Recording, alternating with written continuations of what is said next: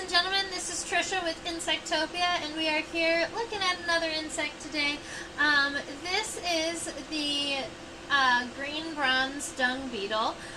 We talked about it not last week, but 2 weeks ago, because it's a specimen I just collected here in Michigan. It's obviously a female dung beetle because she doesn't have the horn. But we're gonna talk about this shortly. So I hope we get the all of our friends here joining us in a couple more minutes. So hi Susan, welcome. Happy to have you here. So this is our cute little green bronze dung beetle. Let's see. I wanted to start it off at this magnification. We're going to get a lot closer, but this is as far out as I can get, and we always see the insects at this magnification first, because this is the magnification that I can use to measure our specimen. And because this specimen is so teeny tiny, I can measure it in the microscope, rather than worrying about a ruler, which is fabulous. So, from the front of the head to the back of the abdomen, this little dung beetle here is 0.60 centimeters. Like 0.6. A little bit more than a half a centimeter long. So it's a smaller dung beetle for sure, but it caught my eye because I actually saw this thing flying. I watched it fly through the air, and then it hit a leaf about 1.5 feet in front of me and rolled. And I was like, what was that? And so I dug down to find it, and it was her. And I actually carried her in my hand for a little bit before I found a container to put her in. And because of, the collection method, she has 1 or 2 legs that are missing some tarsal segments, and I'm not sure if I caused that or if that was something she had in the wild, because I didn't look close enough at her when I collected her, and that's something that'll happen in the wild to these beetles. Anyway, so this is the green bronze dung beetle. Oh, okay, so Susan's not drawing, but she's gonna hang around and ask questions. That's cool too. Alright, so we're looking at the green bronze dung beetle here, and the species on this is Onthophagus orpheus. So I'm going to catch up and start writing some of this on my own paper. I'm going to let you guys give you some time. So green bronze dung beetle. And what's funny is that when I saw this beetle, to me it looked more metallic purple.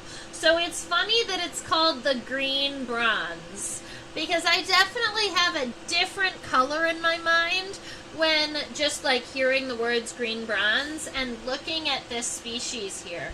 And you can kind of even see it at this lighting, that it almost has this like metallic purple sheen at the pronotum.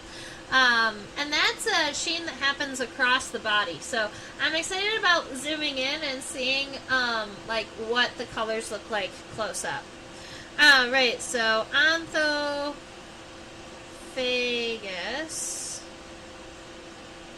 And then, nope, not Taurus. I almost said Onthophagus taurus. Onthophagus taurus is actually the strongest dung beetle on the planet. Strongest animal on the planet by size. And it has the ability to pull like 1,600 times its body or something. Let me look up that number for you. It's a huge number. A little bit less than what I said. 1,141 times its own body weight. So that's also an impressive dung beetle. And I would be curious to see if Onthophagus taurus, the one that we have listed, and how Onthophagus orpheus compares. Because they're in the same genus, so I would guess it's possible that they have very, very similar strengths. Now, we can't see this. I'm going to go on a little bit of a tangent on Orpheus before we zoom in and start drawing. The cool thing about the name on this beetle here is that Orpheus comes from a mythological musician, and I love that.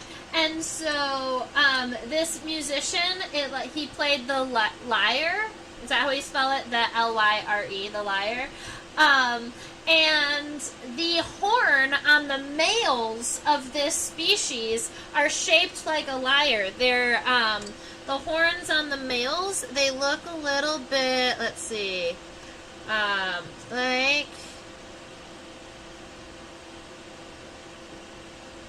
like this.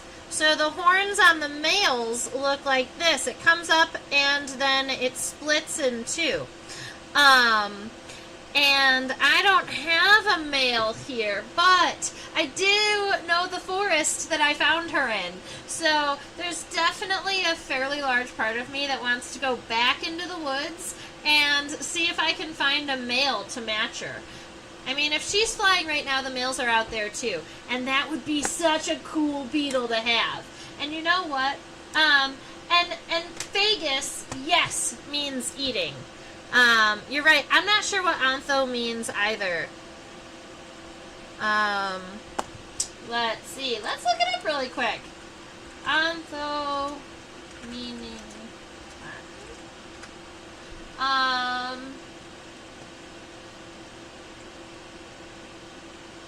being. Ontho meaning a being, an individual.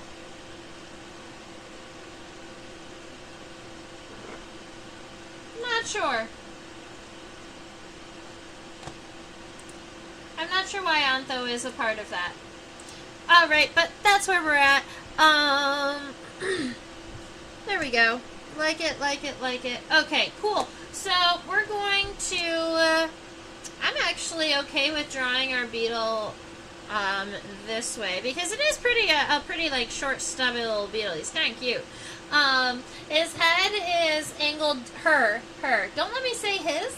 It's definitely a lady because she doesn't have the cool horn. So her head is kind of tilted down. She's got this really wide pronotum. And what's going to be really cool / fun about drawing this beetle in particular is you can see how wide, how kind of tall it is. So we get to imagine this lateral line across the body where the top parts of the body meet the bottom parts of the body. And that's something that we don't always get to see because so regularly kind of the abdomen is very, very thin. And we don't get to see so much of it. I don't know. So it'll be a little bit different to sketch with for us today.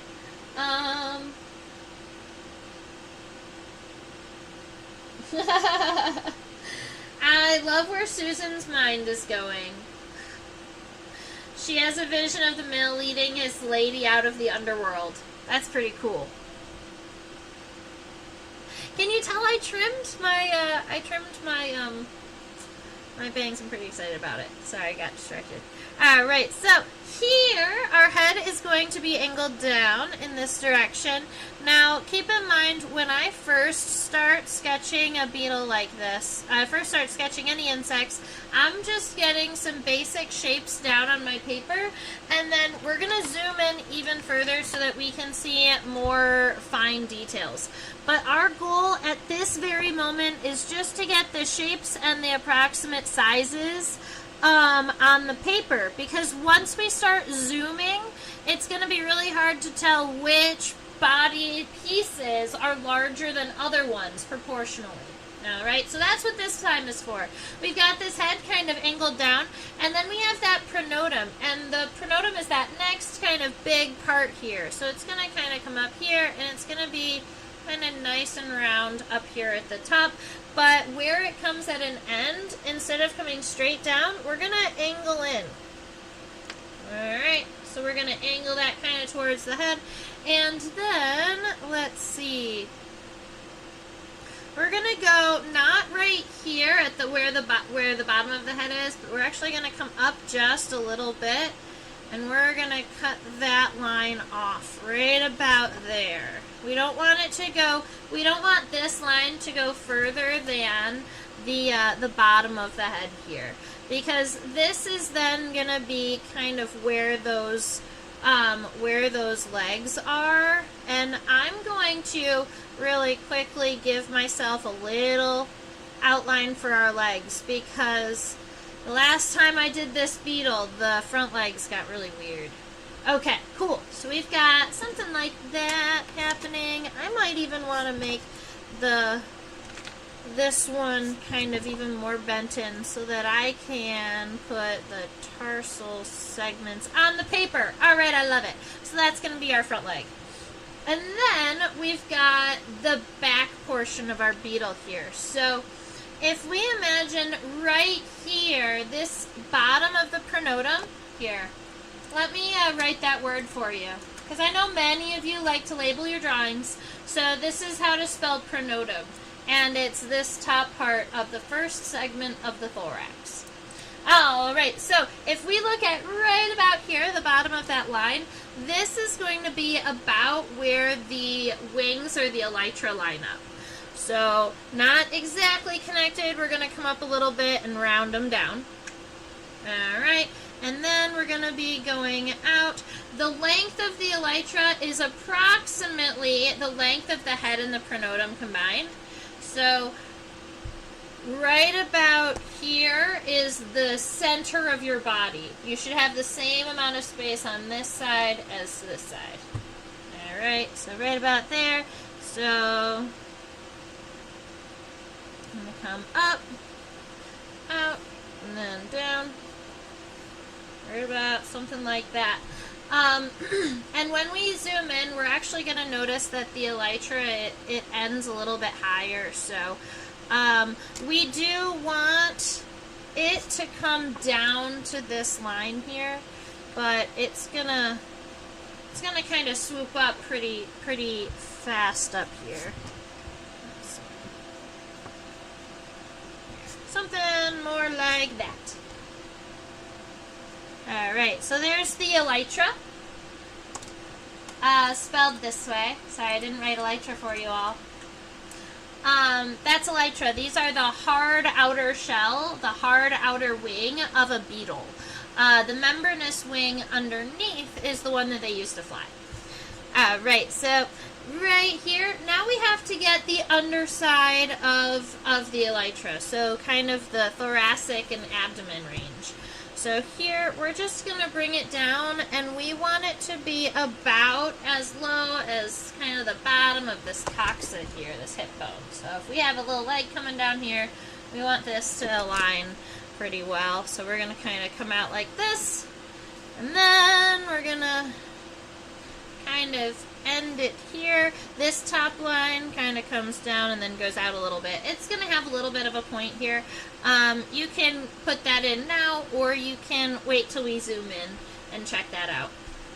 The only other thing is that we do want some of the body here, not just this leg. So what I'll do is I'm going to take the bottom of the head here, come down and match it, not even with this, but probably a little bit higher.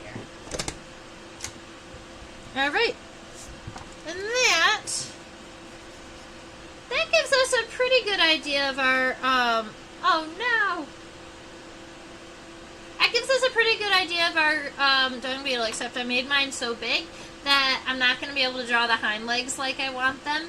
So we're going to be drawing the hind legs down, just like we drew the front leg down. Oh, this is going to be fun. We're gonna have a great time with this. We're not going to worry about that right now. We're going to zoom into the head. Awesome.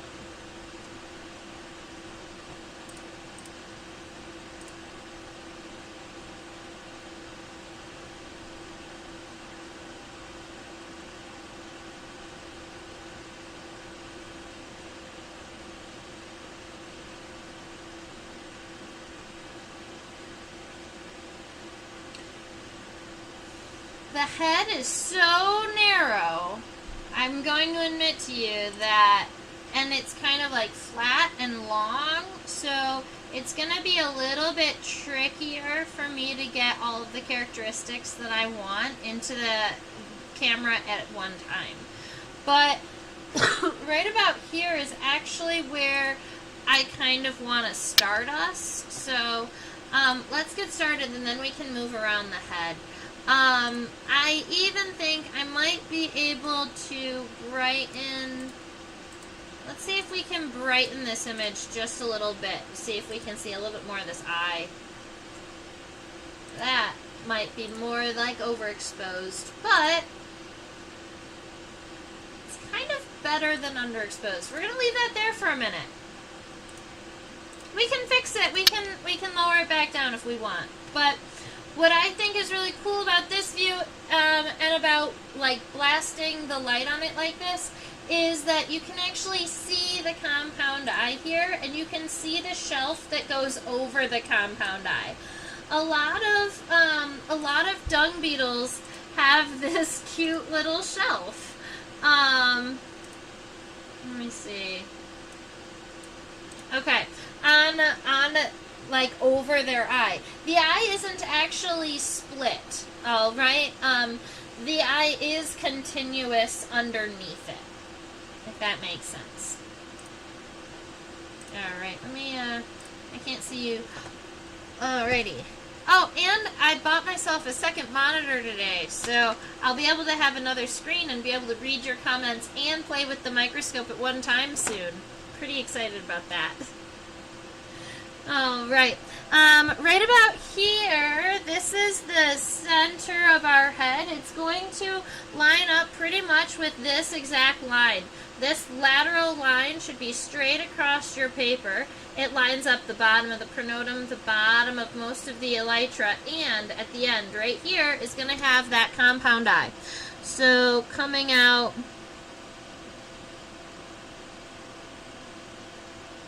right about like there. And the compound eye is actually fairly spherical. I kind of like that about it. It's not a wonky reniform, like it's not a kidney bean shaped eye, and although it does have a couple of things that kind of are going to cut into it. So I just put a little bit of something under my drawing, see if I can get it a little bit closer to the camera for a moment, because there's some stuff happening up here in the head that's going to get a little wonky. But we want to put the shelf on here, so I'm actually just going to erase like the front and the back of my eye, or maybe kind of like this, and just redo it in a moment. Alright, I want to put that cute little shelf coming up from the back. Alright, so we've got that little shelf there, but then you can see that the back of the back of the head and the front of the pronotum here aren't just straight across. It cuts into the eye a little bit on this side too. So the shelf on the front of the compound eye and the pronotum actually meet right there in the kind of the back of this compound eye. Kind of fun. Alright, so we've got this little shelf meeting the pronotum, and now I'm going to draw that compound eye back in here. And then give it cross-hatching, so diagonal lines in both directions, so that you know that that is actually the compound eye back there behind all that shelf. Now, we're going to let this line get nice and curved here. Okay, so the top of the head of this female, I'm going to go back to the common name for this beetle, green bronze dung.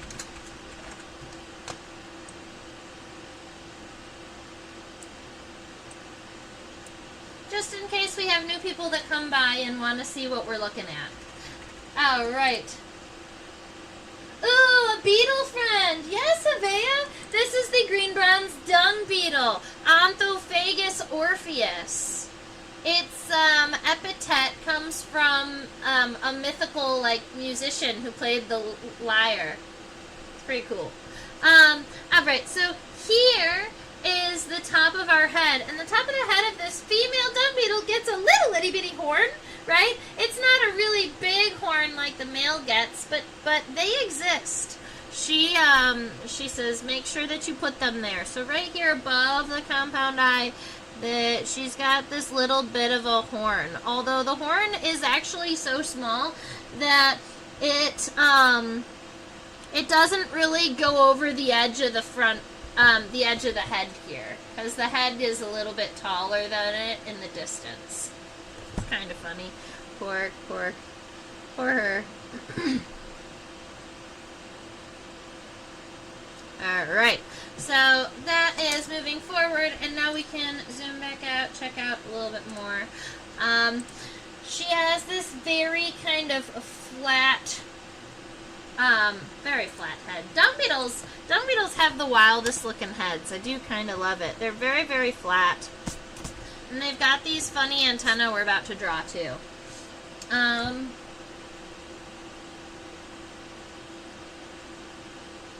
Although, we will look at this dung beetle's head from the top, because I think that there is something interesting happening there. I haven't seen it yet, though.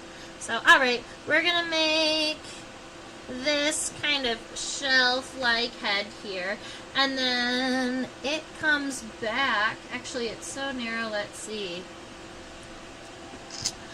It comes back to the bottom of the shelf here. So this, on the bottom of the this line right here, is going to come and touch here. Alright, so that's kind of the top shelf, and then underneath it, starting here, and then going up to right around here, this is kind of the bottom of the head. This is where the mandibles are going to be. This is where the antennae are connected, but it has this really cool kind of upper shelf. She does. And yes, she has many, many punctations. So if you see all of those little itty bitty dots all over her body, or all over her exoskeleton, those are all what we would call punctations. It just means they're little dots. I recess so much in the head, seems like it would be protective in some ways, but wouldn't recess is get stuck full of dung. So I've pondered this with dung beetles a couple of times now with a handful of different groups of people. Never other entomologists, but definitely other naturalists. And I have a thought. And it's never, I don't think that there is a true answer at the moment. But if you imagine a dung beetle, especially a male dung beetle who has to actively roll dung, maybe not so much the females, but if you've got a male dung beetle, here's going to be my quick and dirty dung beetle sketch. You've got a ball of dung, you have a body here, kind of like this, and his legs are this way, rolling the dung, but then he's got his front legs kind of on the ground here, right? And then he's got this wonky flat head. Now, this flat head here, if you imagine kind of like the sun is beating down on this dung beetle, maybe he wants to know where he's going. And regularly, dung beetles are moving in this direction because they're rolling their dung. And so if his eye is like this, and he's got almost like a visor, he's got like a visor for the compound eye on the bottom to look in the direction that he's going, but still a little bit of compound eye on the top to make sure that there aren't any predators or birds coming in the other direction. That's my that's my guess. And they don't generally get it stuffed full of dung because they're generally not working their dung with their front legs as much. They work their dung with the hind legs. So, that's my quick and dirty, cute little dung beetle. Now let's get back to our real one. Okay. So I'm going to erase some of these sketch lines that are kind of underneath the head here. I always, when I'm sketching the dung beetle, tend to make the head just a little bit too big. But it's because I forget how absolutely teeny tiny the head is from a lateral perspective.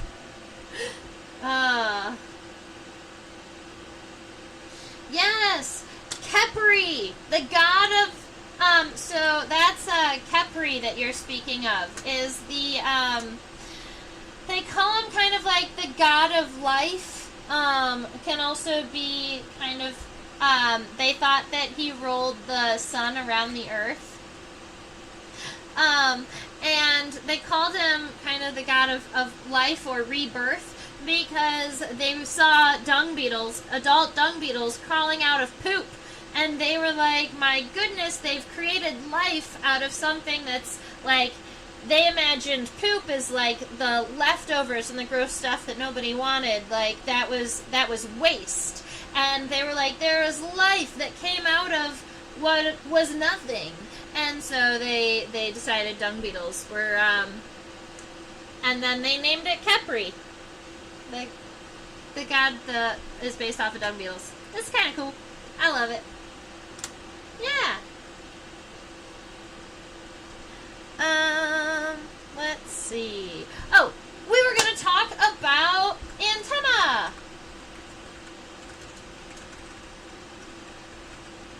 Alright, so, on this dung beetle, we are looking at these cute little antennae. In fact, I might even zoom in a little bit further, specifically on the antenna.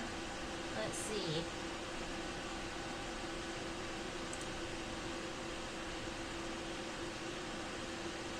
Come on.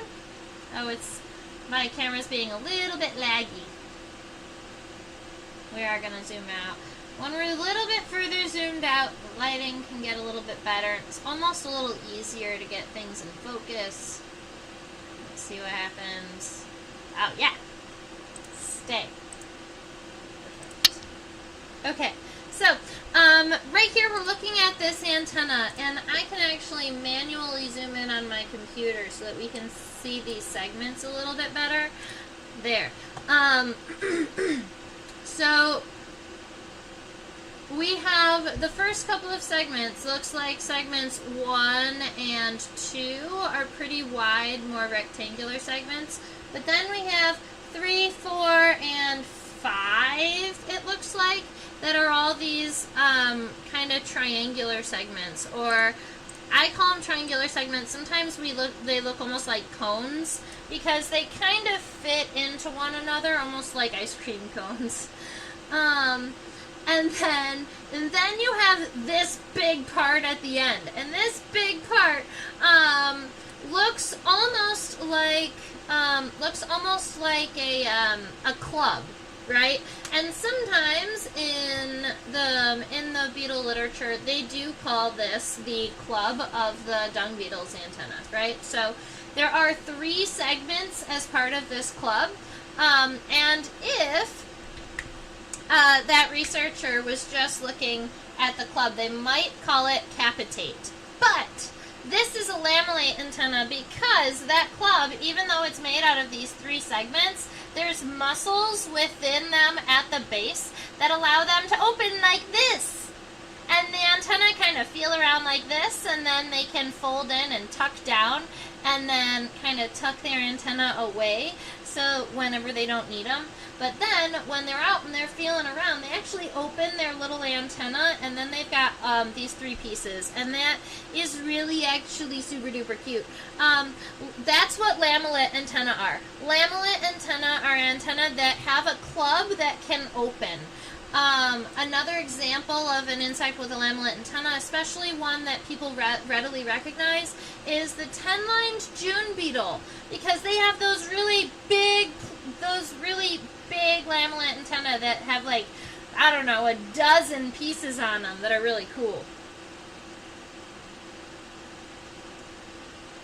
Yes, thank you, Vea. Oh, right. So I'm going to draw them now. Sorry, I kind of got distracted by the story and stopped drawing. So let's see. One, and they're not big in comparison to the heads, so make sure they stay nice and small.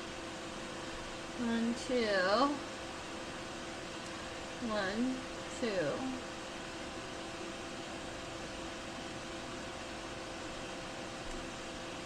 Alright, so right about there, and then I'm going to add the 3 that are opening, and when they open, they'll open forward.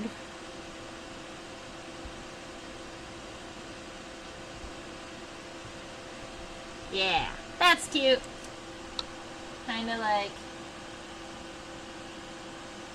focus, camera, you can do it.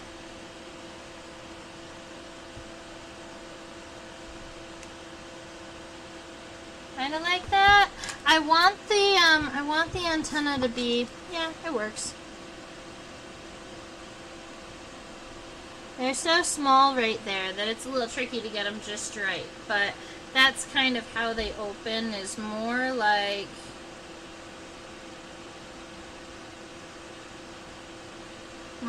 this. They connect at the bottom. Alright, so then the only other thing that we could see on this dung beetle were those 2 segments of palps here. So right here they had the cute little palps on the bottom of the head. So I'm going to make sure I get those in. And then I'm going to be good with the head of our dung beetle. I might add a couple of those punctations around, just a couple of the dots. And then on the bottom, maybe shade it in a little bit, because that's the bottom. It's darker. It's a little bit deeper than everything else. Yeah, something like that. Let's go look at the pronotum.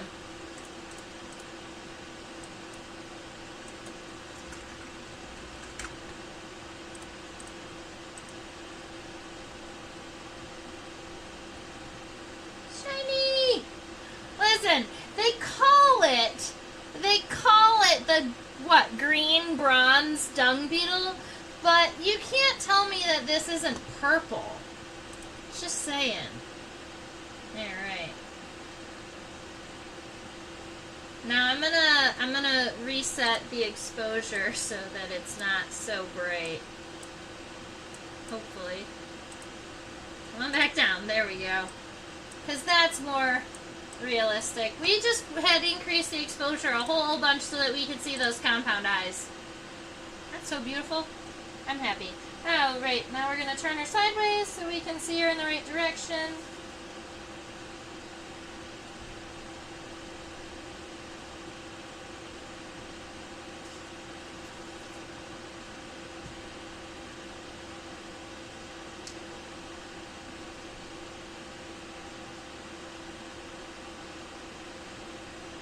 Cool.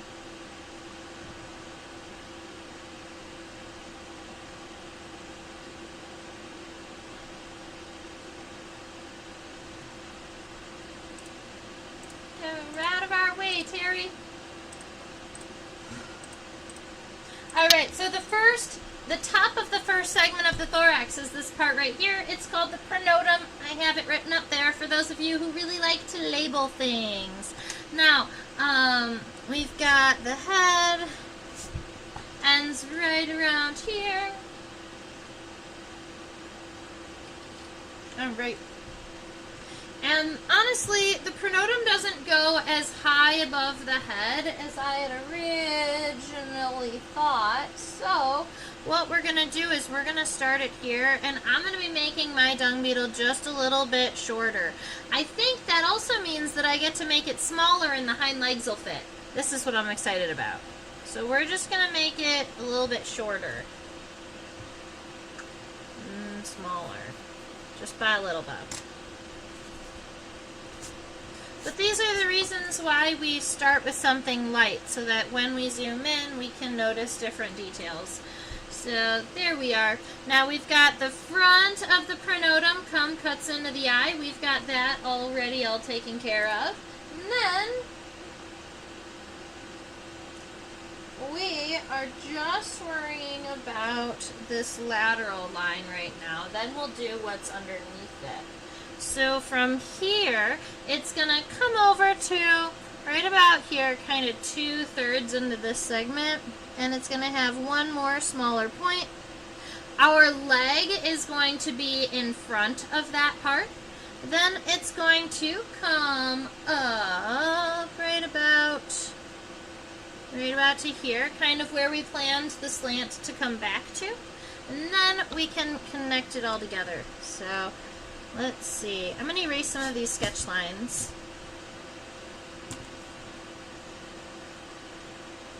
There we are.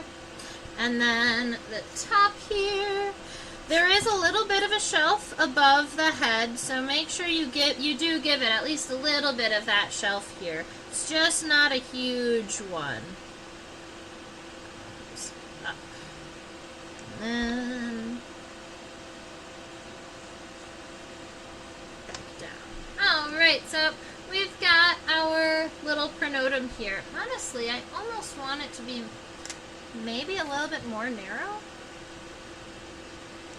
That'll be fine.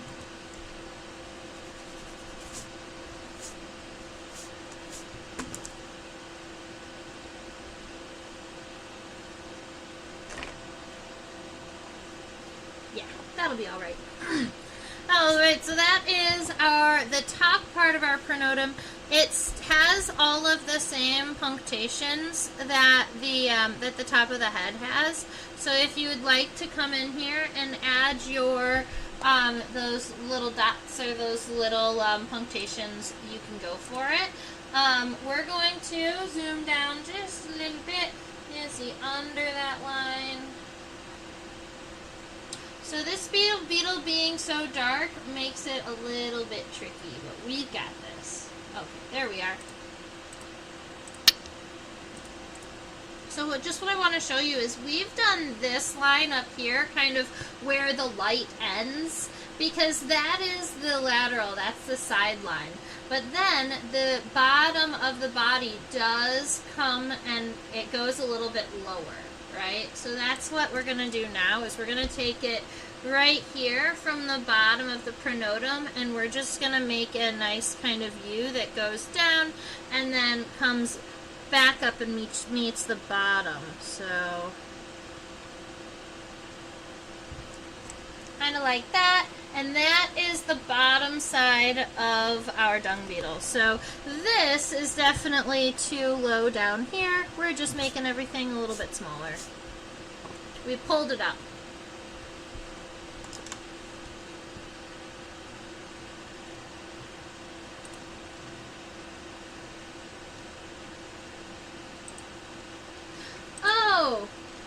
Susan, that's so cool that you got to sketch a 10-line June beetle. Their antennae are so fun. Oh, right. So we're going to zoom back out again. Wow. Just such a cool beetle. I'm so happy I saw it flying through the woods. And then carried it around like this. It kept trying to dig. It was so cute. Oh man, look how cute he is. She is.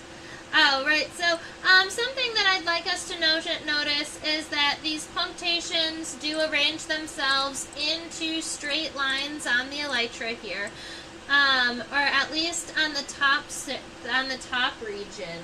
There are actually, you can actually count these lines, huh? Let's see. 1, 2, 3, 4, 5, 6. There are 6 lines of punctations across the elytra here, and then there's almost like this warty texture on all of the rest of the surface, which is kind of cool, I guess. Yeah. And so these are the elytra. They're just the hard outer shell, or the hard outer wing of a beetle. Very good, very good. Alright. Beetles are really cool because their membranous wings underneath have the unique ability to fold. Not all insects have wings that can fold, but all beetles that have wings that can fold. Is that a true statement? Yes. There are some beetles that don't have wings, and therefore they can't fold, but I can't think of any beetles that have wings that don't fold. In fact, I don't know if you've ever seen, alright, we're going to go on just a teeny bitty teeny tiny distraction, because there's this beetle that's really cool that has a front wing elytra that's normal, but then the hind wing, instead of having a normal wing, they have a wing that looks kind of like a stick, but then it's got all of these long hairs coming off of it. And they call it a feather wing beetle. And the hind wing just looks like a feather that folds out. And then it folds back in. And this beetle is like itty bitty teeny tiny, like 2 millimeters. Itty bitty teeny tiny beetle. But it uses this little feather wing to fly. And if I had a specimen, we would have drawn one already. Alright. Let's draw these elytra. And thank you, ladies and gentlemen, for being cool and sticking around while I go on mini rants. Alright, so right about here is the back of our elytra. We're going to start here and kind of come up a little bit. We don't want that elytra to start exactly even with the pronotum. We kind of want to give it its own distinct shape here. We want it to come up, and then it's going to align with the top of our pronotum here. So like you can see, my line that I had sketched in is about, I don't know, 1/4 of an inch taller than what I want it to be. So we're just going to be kind of shrinking it down. But also, keep in mind that from the head to the end of the pronotum, that's as long as I wanted my elytra to be. So my elytra are going to be smaller in all directions. I'm just making my beetle a little smaller, I guess. We might go a little bit bigger than that, but it's not going to, we're cutting this pretty short. Alright, so let's go for this. We want it lined up with the top up here. You want to make sure that that length is about right for you.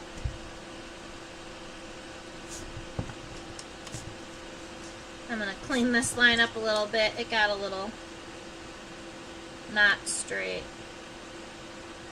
Okay. Alright, so I've got the top kind of down, and then I'm going to just make this corner here. It's not a sharp corner, but it definitely turns from going horizontally to vertically pretty quickly, okay? And then when we come across this side here, we're connecting it to this top one, not as much the bottom one, okay? So we're connecting up here for our elytra. We're going to arch down a little bit. We want it to be kind of lined up with the lower part of the pronotum here. The first segment of the thorax. And then we're going to come on over. And the elytra do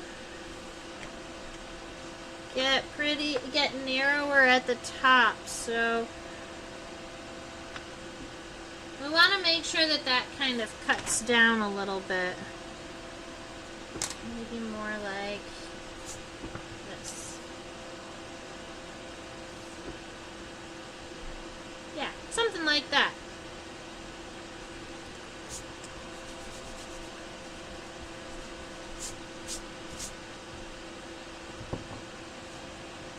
He's so cute. Okay. Alright, then we get the punctations. Those are a series of lines on the elytra. The ones on the top are very straight. But this one on the bottom is going to actually start up, and it follows the curve of the wing here. So this one is pretty curved. And then the next one is kind of on this diagonal line, and the rest of them are straight. So 1, 2, 3, 4. I have 2 more lines to do in here, and these ones are going to be straight. Boop, boop, boop, boop, boop, boop, boop, boop, boop, boop, boop, straight. Alright, something like that. Elytra. Alrighty, let's see. Let's go back and do some legs.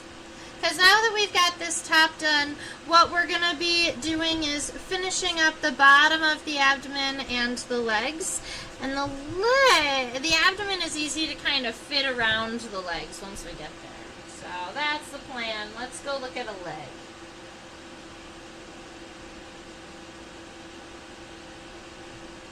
Alright, so first I want to show you what it looks like from this angle, because it's going to come down, comes down right around here. It's going to come up and then out. But I want to look at it from a better angle so that you can kind of see what the entire leg looks like. For me, it's easier for me to draw it if I kind of know what it looks like on all sides. I don't know if that makes sense to you. But looking at the leg in this direction just makes a lot more sense to me.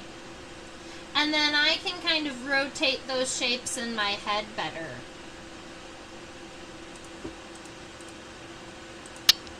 So let me go ahead and write us our leg words here. So we've got femur, tibia, and tarsi.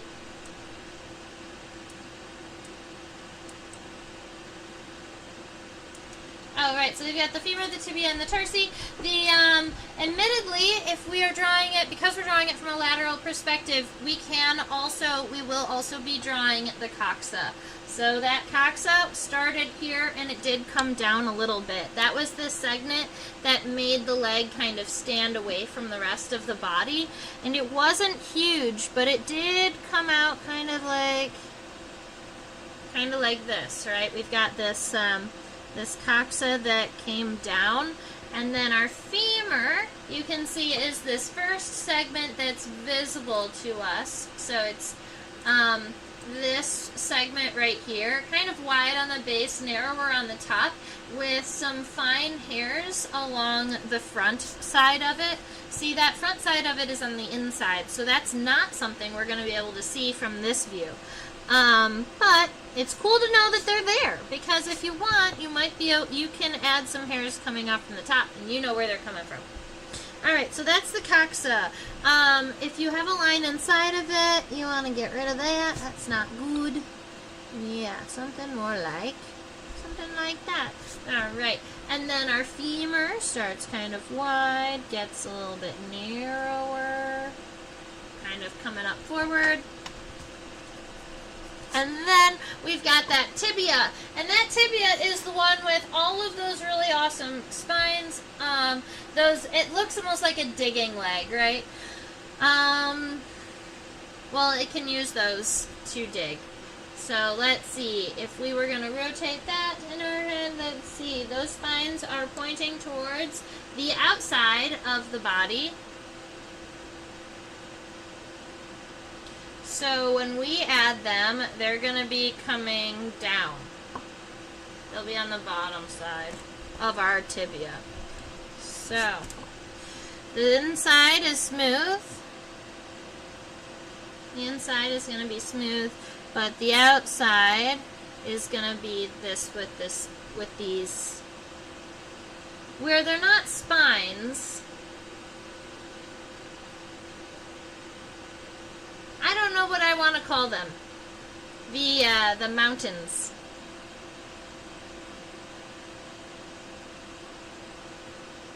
I want this to be smaller.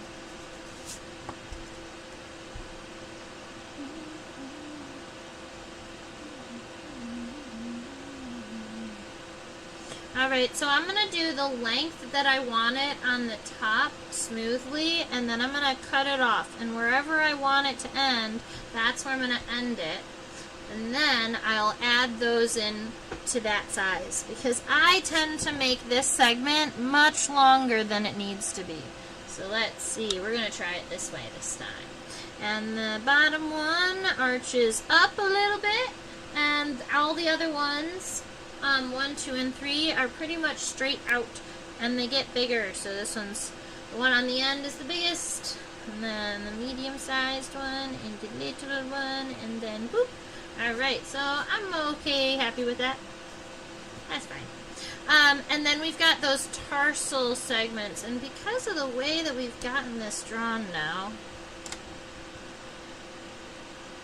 I wonder if, because now the tarsi are going to be going in this direction. But I guess that's the direction they naturally would. We could make them go that way. Alright, so let's go ahead and zoom in a little bit at the tarsal segments.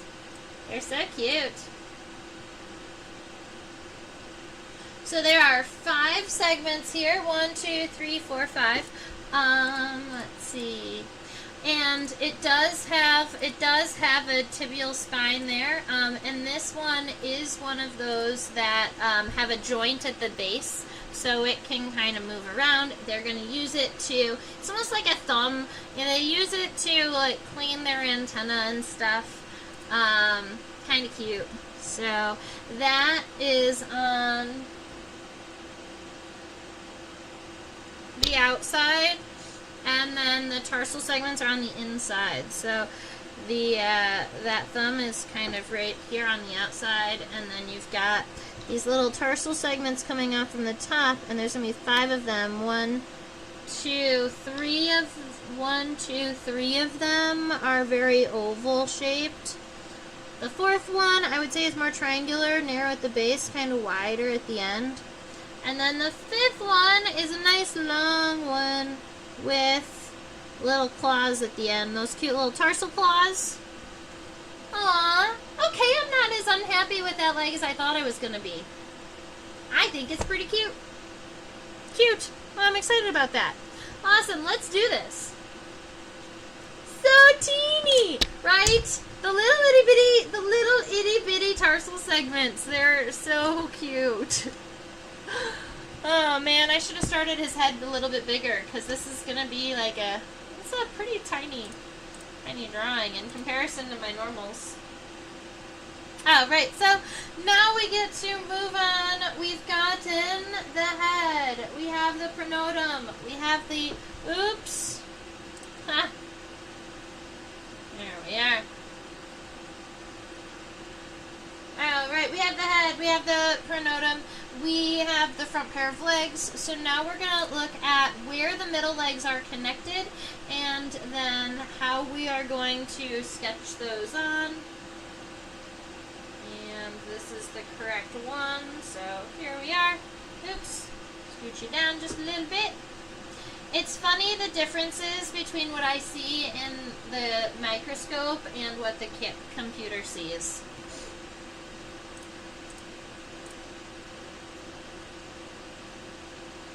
And it's and you'd think I'd be used to it by now, but every now and again I swear it changes.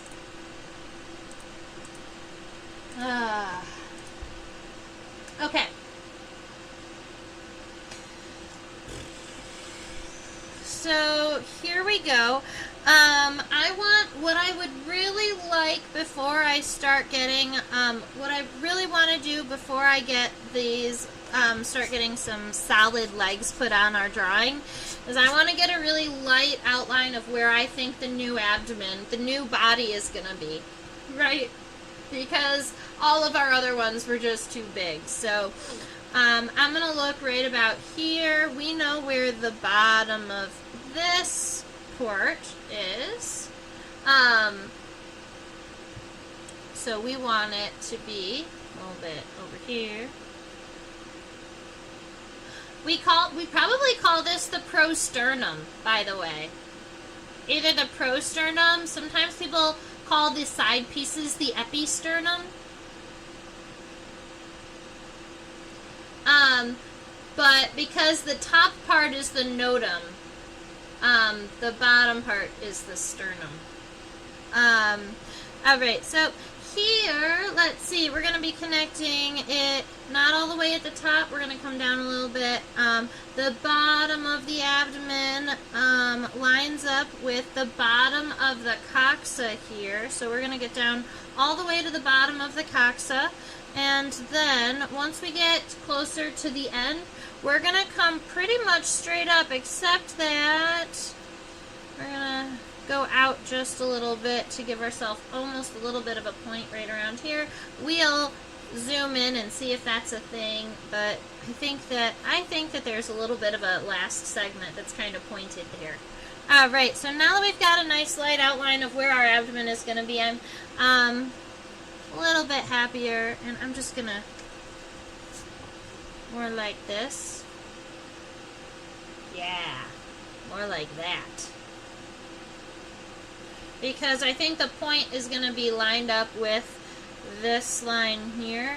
Now you can see that as we've changed some of these lines, it's not exactly straight anymore, but we still have this idea of this exact lateral that comes to the side of the eye, across, through, and then to, ideally to the end of this point, that center of that abdomen. Alright, so now we have 2 more segments of the thorax to imagine, and I'd like us to look really close right around here. This is the end of the second segment of the thorax. Alright, so that's right around here. I'm just going to give myself a nice light line. That's, right around there, that's that second segment of the thorax. Boop. Now the third segment of the thorax is actually going to come back. If you see this plate here that looks like almost an elongated D, right, this part, then it comes over to here, that's actually the coxa. That's the what we would call a coxal plate, because on beetles, the hind leg tends to have more of a plate as the coxa instead of like a standalone piece of a leg. So it's going to be right around, let's say right around there, but then it's got a little bit of depth. So we've got that kind of elongated D right here, and that is the hind coxa. That's where our hind leg is going to connect and then continue past. After this point, this is then the abdomen. So it's funny because when people are like, wow, and they call the abdomen this section right here, kind of where it, from the top, you would almost say 1, 2, 3, right? That's what would make sense.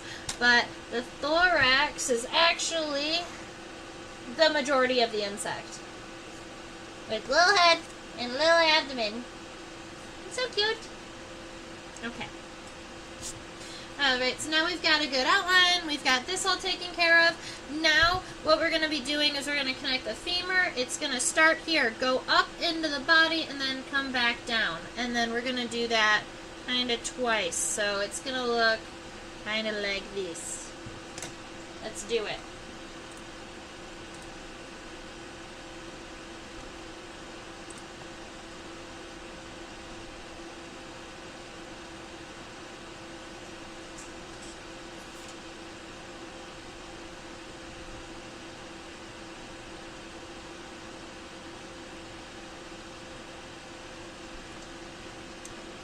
Let's see if we decrease the light just a little bit, we'll be able to see this maybe a little bit better. I was really hoping, we're going to look at the other side and see if this side's any better.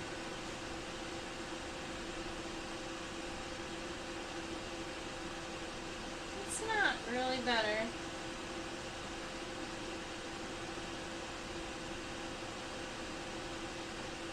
Okay. So you'll just have to believe me. That's fine.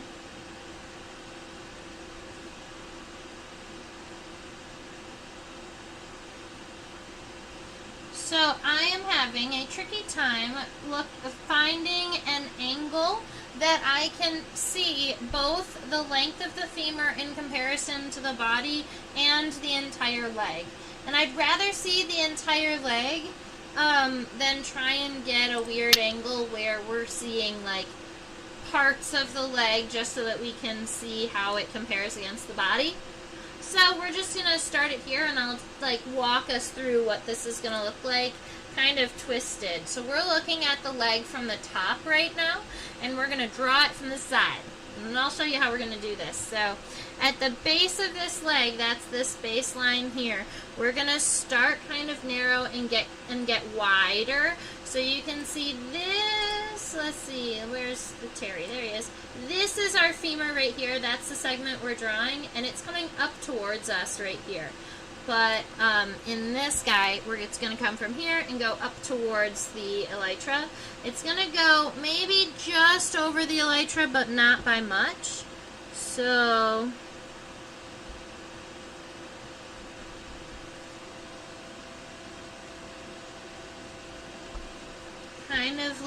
kind of like this, where it's going to have, let's see, the base of the leg, and then it gets a little bit wider. Okay. Alright, so that's going to give us that middle femur. If you wanted the word for it, it's the mesofemur. Alright, then the mesotibia is this next segment here. It's smooth on the top, and you can see it's spiky on the base, but it's not as strongly, I want to say dentate, tooth-like as the one in the front. So here, if it's going in this direction, the spikes are towards the bottom.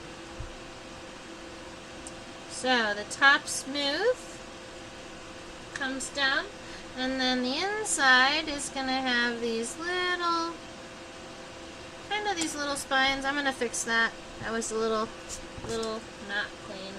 Let's see, 1, 2, 3, 4, 5.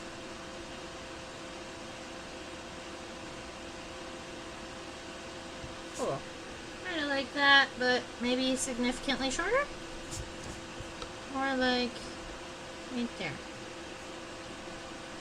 Okay, we're getting there. Sorry, ladies and gentlemen, this one's taking me an extra minute.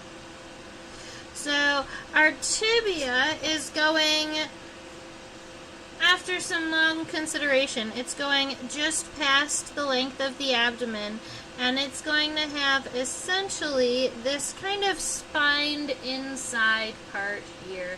And that's going to be, if you count, there's like 5 clusters of these hairs and spines here along the base. Alright, then we have 1, 2, 3, 4, I thought it was 5, let's double count. 1, 2, 3, 4, 5, it is 5. There are 5 tarsal segments on this middle leg.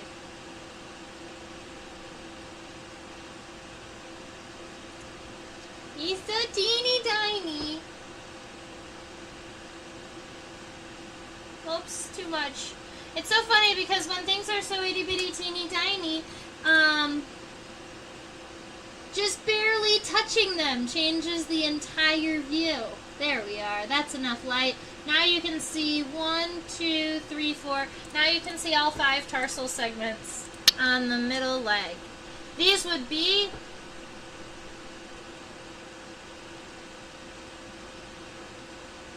I wonder if we say mesotarsi.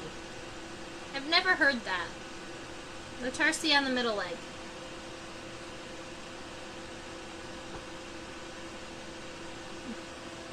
Alright, 1, 2. So the first segment's more rectangular, the second 2, 3, and 4 are more kind of rounder segments. And then that 5th one is raindrop, and they're at the base, round at the end with these cute little claws. Very cute little claws. Aww. Okay, so that's the middle leg. And now that we have the middle leg all situated, we can kind of finalize the second segment of the thorax. So we can come back here, kind of look at where this leg is connected, make sure everything is all lined up pretty. It's so funny because from this angle it doesn't even look like the legs exist, but that's just because they're coming towards the camera. So right here is where the leg connects, and then we've got this nice smooth line that comes down. Right here, I can finalize this one because I'm actually pretty happy with that. And if you do want, there is a segment, the differentiation between the second and third segments of the thorax is there, so you can put that on. Okay. Right now we have the hind leg here. We can see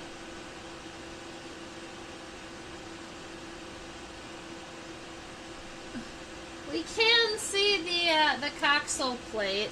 And we had it in here before, but it got erased. It's right about here. Is our coxal plate. So we're just going to box this off really quick because we don't need any more of that.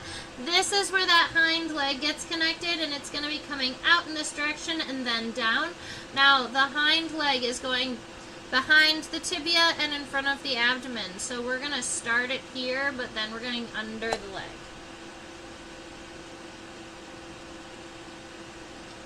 And the hind leg, I do think I can show you in comparison to the body, which is kind of cool.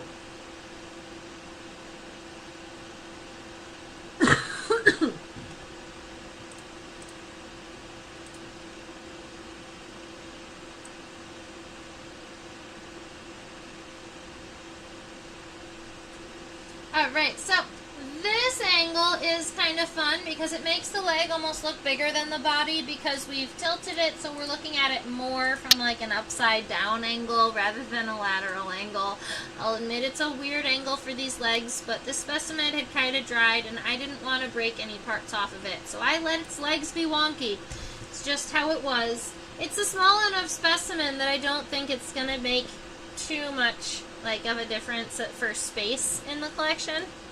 So, now the base of this leg here is wide at the bottom and narrow at the top. So we're actually going to just create this kind of like a U down here. And then we're just going to continue it up. Just make sure that it gets a little bit more narrow.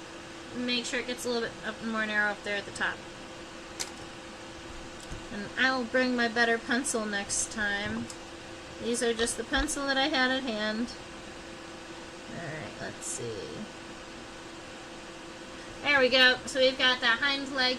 Now the tibia is really cool because it like splits and it has those two and it starts really narrow and it gets kind of like wide because it looks like it's got this like flare gene thing happening.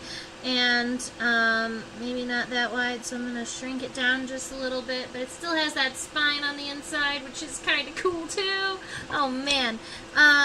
So I'm just going to, it got a little aggressive, it got a little too wide, so we're going to narrow it down just a little bit. But it was really exciting there for a minute. Now, we still have 5 tarsal segments, so it's looking like our dung beetle has a 5-5-5 tarsal formula. And the tarsi on the hind leg are significantly different than the tarsi on the front leg and the middle leg, funny enough. So, the hind leg has that nice, like, longer rectangular segment here, but then the 2, 3, and 4 are more boxy, and they get significantly smaller each time. So, 1, 2, 3, nice and small by the end of that. And then we've got that very narrow raindrop shape. Still more narrow at the base than at the end. It still has those long claws. It's just that it's really narrow at that point. Alright, so now we have front legs, we have middle legs, we have hind legs. We've got the coxal plate here. We have the middle leg. So now all we're worrying about at this point is the rest of this abdomen here.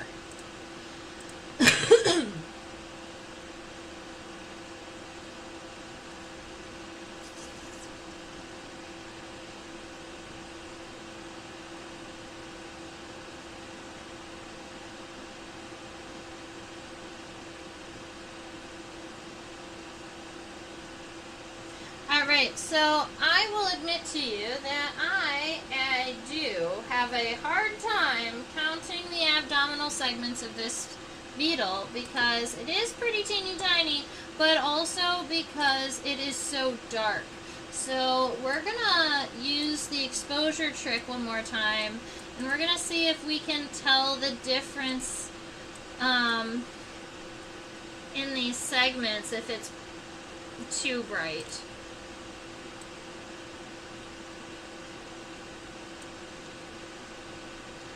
Alright, so with this view, you can easily see this shiny part right here. This is that coxal plate. This is where the femur connects from it. So then we have maybe 1, 2, 3, 4, 5, 6. I'm counting 6 abdominal segments, and I believe that's the same number I counted the last time. So we've got one that's right here, pretty much exactly behind the femur, so on our drawing, that one isn't going to be as visible. So we're going to have 5 visible segments past this femur here. So let's see.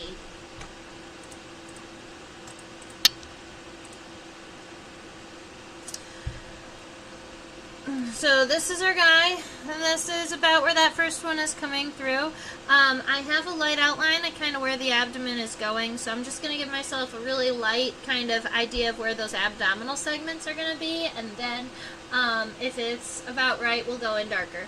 So let's see, we've got 1 right here, we've got 2, and then 3, 4, so 5.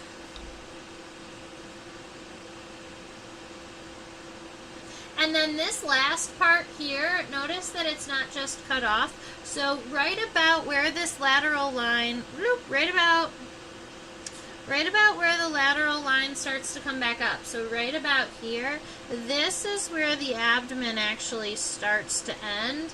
It's going to come down and then come back up, but it goes down kind of...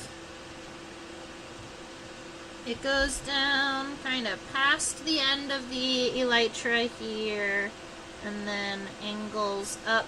So that's this last segment of the abdomen, and it needs to be a lot thinner, but I don't know how to get it a lot thinner without changing this. I think what happened is that I cut the elytra. I'll show you what happened. The elytra went up too fast. So this is supposed to come straight just a little bit further and then come up. Because then this can be narrow like it's supposed to be. Okay. Cool. That's alright. We're allowed to fix lines. We're drawing with pencils. I'll go over it with pen eventually. Okay, so we've got this piece coming down, and now that we've got that piece, I'm actually pretty happy with where the rest of the segments went. So we're going to just finish it off from the back end. So we've got the top of that segment, and then this is the bottom of that segment. So this actually, even though it's kind of 2 pieces, counts as the same segment, just the top piece and the bottom piece. The rest of these pieces are all the bottom pieces.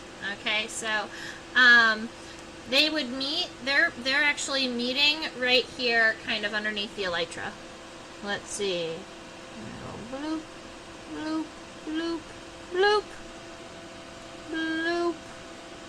Alrighty, and that, erase any of those light lines that we don't need. I mean, he's pretty cute. Let's go and zoom out and see how he did. I'd say I'm definitely, like, I absolutely love going through and zooming in and checking out all of the parts, and I can see myself improving, and sometimes, you know, sometimes some are better than others, right? Here we go, there we go. That's actually not bad. Sweet. I just want to fix whatever's happening up here and angle it kind of like more like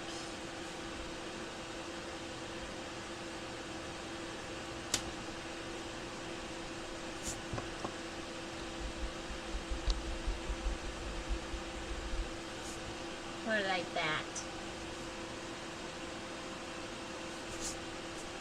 Aww. That is pretty cute.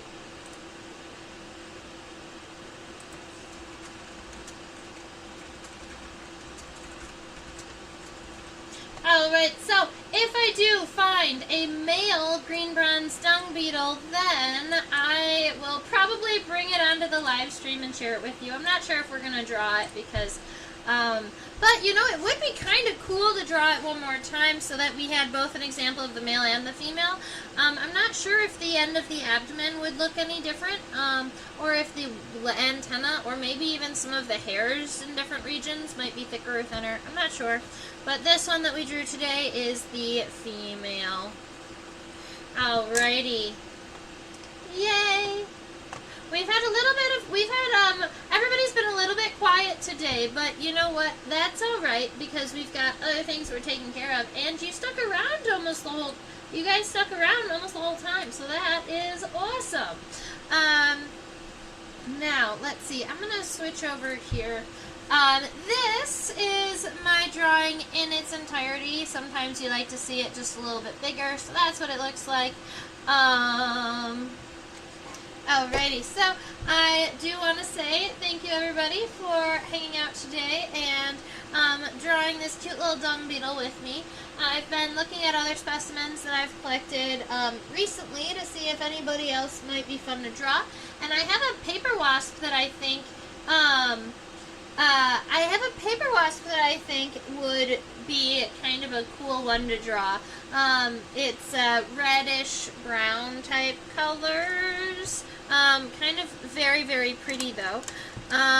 So maybe a paper wasp. I'm not sure if you've ever used the community feature on YouTube, but if you have an idea of what we should draw next week, you can just go ahead and leave a comment here. I do look at the comments. So, if you have an idea as to what you would like to see next week, I'd love for you to comment below what you want to draw, what you want to look at, and then I'll go ahead and pick one from everybody. Yay! Susan, it's alright that you've been quiet. I know you said you were really busy in the grading vortex, so I appreciate you just signing on and listening and, you know, being a part of the conversation when you have thoughts. This is awesome. And you do enjoy a good wasp. Good, because I think that this one's going to be fun. So we're going to do it. And I'm not sure what species it is, but I'm back in Michigan now, so the Canadian Vespid key is available to us. And I thought that it might be cool to live stream us identifying it and then drawing it. It might take a little bit longer, but still would be a lot of fun. I might even start the live stream early. Sarah asks, is there a list of bugs to pick from? I have 9 drawers of insects, so I would say there is not a specific list out there at the moment that everybody can see, but if you have an insect that you want to draw, I probably have it in the collection. So if I don't have the insect that you suggest in the collection, then I probably have something closely related to it. Just keep in mind that most of my collection is collected here in the United States, so I don't have very many tropical insects. Although I do have a few now. And thank you for subscribing, Sarah, and chit-chatting with us in the chat. Let's see. I mean, bees, wasps, and I have a whole drawer of bees, wasps, and ants. I have a whole drawer of beetles, and I do have other live streams where I go through like my entire collection. So, but there's even more now. It's always growing. But let me know if there's anything that you want to draw. I think we recently drew cicada. We did dragonflies and damselflies recently. Oh, you know what would be fun? I drew a spotted lanternfly with the kids recently. We drew a spotted lanternfly with the kids, and that was a whole lot of fun, and it made me want to draw it again with you, because the student drawings are 45 minutes, and they have to hit 45. And so these can go a little bit longer. That makes me happy. We did a green bottlefly recently, too.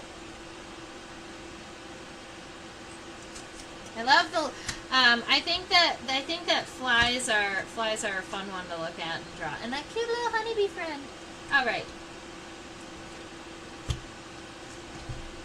So I wrote paper wasp on the list for next week, but if you have an insect that you would love to look at or draw, just go ahead and type it in the comments, and I'll check it out, and we'll pick one from there next week. All right.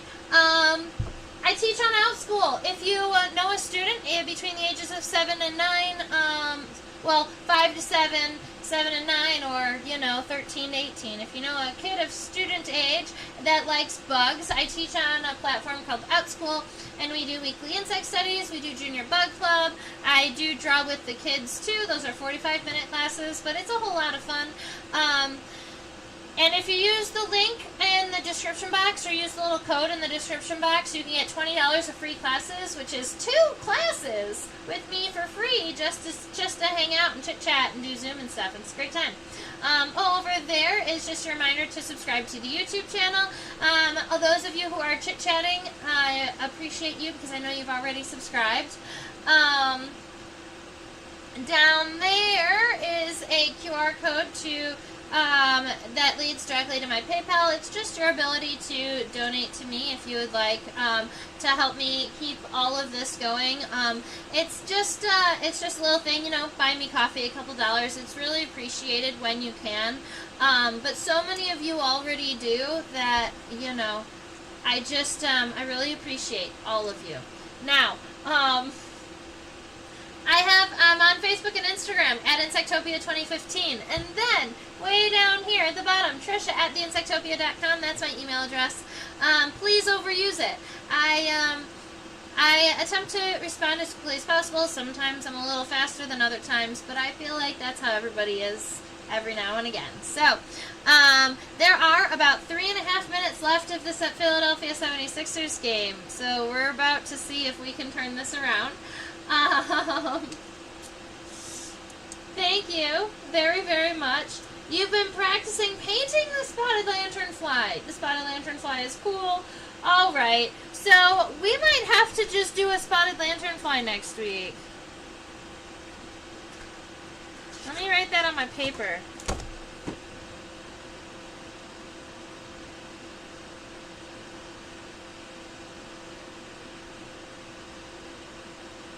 All right. I hope that you all have a fabulous rest of your week, and stay buggy. Bye.